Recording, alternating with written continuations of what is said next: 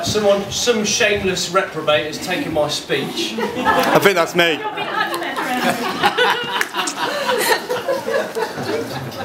Oh. You don't look too happy. What would you do without friends?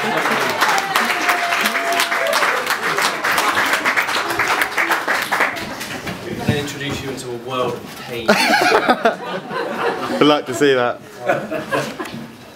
You got it. You got it. What? I wanted to see that hatred. As promised, Mother, I've come up with a short rendition of a lyrical nature to help you understand the magnitude of the journey you are about to undertake with the Right Honourable Gentleman, Mr. John Kawasaki Craig.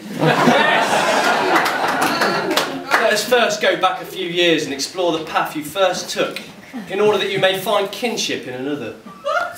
I believe it was through the master of convenience, matchmaker.com. Or something of a similar yet equally marginal capacity. What a tale. Trudge your purgatorial way through a soup of, let's be totally honest. Bear with me. Lazy, and for the best part, socially inept singletons, whose sole use of the service was probably regarded as more of an archive of free escorts and a middle-class concubines. I have no experience in this curious social network, so I'm forced to make wild assumptions and heinously unreferenced speculations on the matter. I have no Oh, I've just read that. During this furore into the seedy underworld of in-betweeners, you came across a man. This man was not John, but another John. A John of questionable nature and motive. And although I met him only once, I knew he was a charlatan and a douchebag. This was a faux John. It was a faux John. A substandard John. Anyone who tenses up their entire body whilst in the throes of a handshake with your eldest son must relinquish their position as courter and walk slowly into the ocean until their head vanishes beneath the waves. Never to darken the halls of number 2 Garrandon Way Groovy again. Once the imposter had been driven away from our kingdom in a hail of crossbow bolts and blind fury, you rummaged in the quagmire of bachelors once more. Somewhere near the bottom, I reckon. And after a brief period of scooping the wet and pungent biological matter from the vacuous pit of shame, you found something. Something that seemed it ought to have been closer to the First, perhaps, you overlooked it, thinking it was simply a congealed blob of compacted refuse and made precedence with the other wrong'uns. But upon closer inspection and a quick rinse under a cold tap, the grime shifted enough to afford you a preview of what lay beneath. Oh, and to your surprise, you found a diamond. Yeah. Not exactly pristine in its entirety, but you thought it would do. From that moment on, the rough-cut jewel followed you everywhere. It became a companion, like a colostomy bag or a skin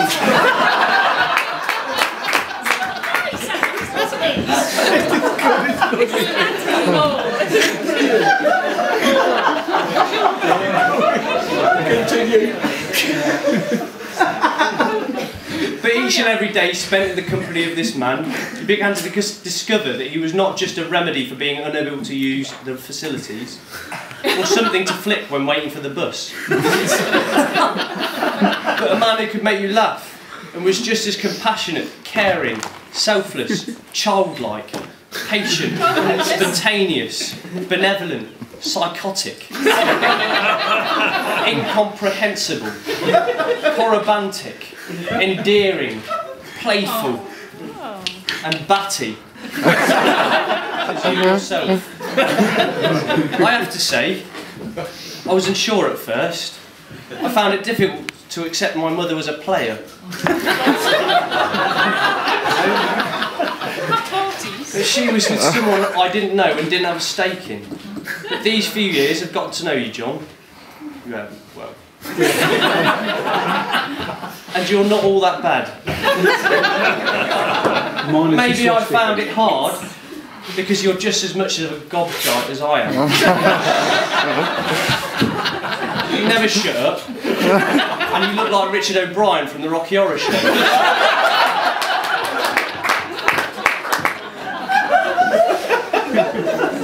You also look worryingly like a friend of mine and my brother's, a Mr. Michael English.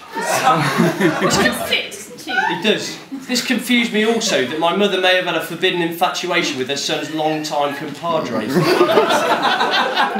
Found you and thought, okay, at least Rupert Murdoch can get a hold of me now. Topical. John, you're a member of this family now, and this means you're entitled to my mother and the contents of our fridge. However, my mother is a reverse Catholic, and you must respect her beliefs of no sex after marriage, no more children, no church on a Sunday, death to the Pope, and a large healthy dose of a virgin's blood every mealtime. I know that.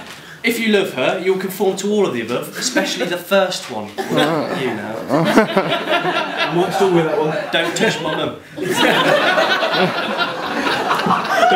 Don't sleep in the bedroom next to us then.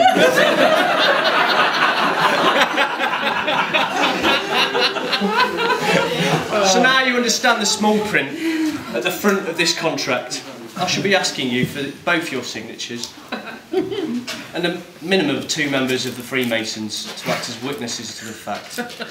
All jokes aside, I, your son and master of ceremonies, right, do hereby offer my blessing on this most bodacious of occasions. I know John will be the sugar in your tea, the cannon in your armoury, and the carrot in your vomit.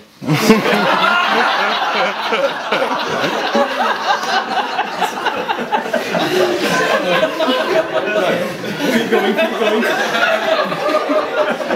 He's a good bloke, really. I suppose he's taken the heat off me and the boys. He makes a good tea, and there's another pair of hands to do the washing. Also, you keep each other occupied, as both of you have a constant arsenal of absolutely inconceivable psychobabble. Probably have been dealt with via me having you both sectioned and or lobotomised. If anything, you deserve each other. To be bound forever in a vortex of senility and bewilderment, floating through your remaining years as lost minds in an ocean of found ones, wondering why it isn't possible to pick up the light cast by a table lamp, and donning leathers to sit astride a machine capable of paralysing a triceratops if you aimed it at its head. These shared traits or medical abnormalities make you pretty much developed in a laboratory for each other. And although there will never be a cure for what you both have, what matters most is that you get through it together, as a unit, and as Mr. and Mrs. Craig. Which will now be confusing to the postman, but will notice the fact that there are now 2 first names on the envelope, as opposed to a first name then surname, causing him to tear the mail in 2 and post both halves to avoid confusing Jill or Craig.